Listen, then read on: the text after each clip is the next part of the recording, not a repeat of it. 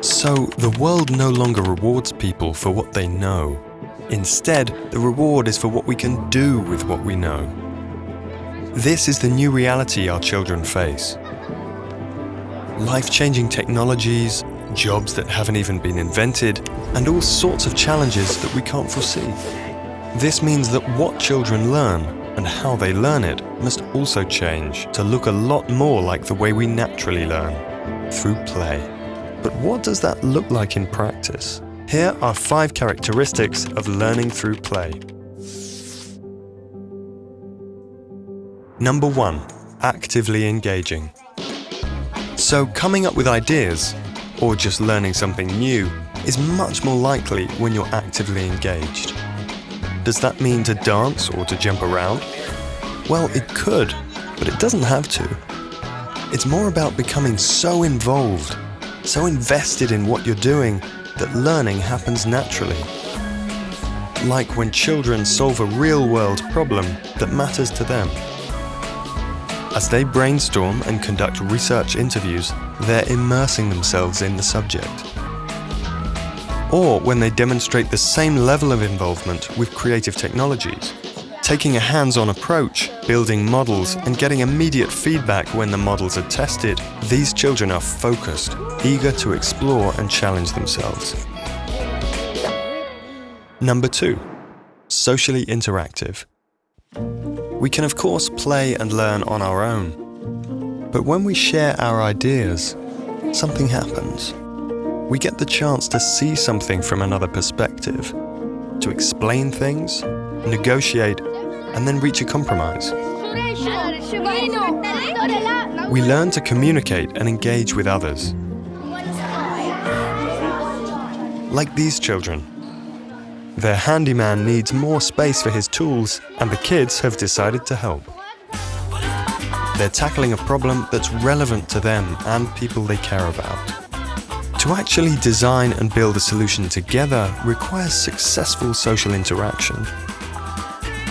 This is a way for children to practice the most important skill for future jobs, well, and life in general, being able to operate in a team. Number 3, iterative.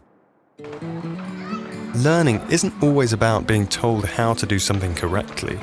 Sometimes it takes a few mistakes to know how to progress. Keep trying and you'll get there in the end. This is textbook iterative learning. And here too, it's all about testing, changing something around, and then testing it again. Make it a little lower. Iteration strengthens critical thinking and reasoning. So it all leads to a deeper sense of what works and why. Number 4, joyful. Learning can often take a long time, and success can seem far away. Let's be honest, it's tough if you're not enjoying it. But it is a thrill to get somewhere. And as we get more involved, we chase that. Nothing spurs you on quite like the feeling you get as you're progressing. It's also about enjoying a task for its own sake. Joy is a huge motivation to continue learning. Number 5, meaningful. When a task makes sense to us and builds on what we know, when we truly care, learning becomes meaningful. These children are going to remember how they went about solving the handyman's problem because it meant something to them.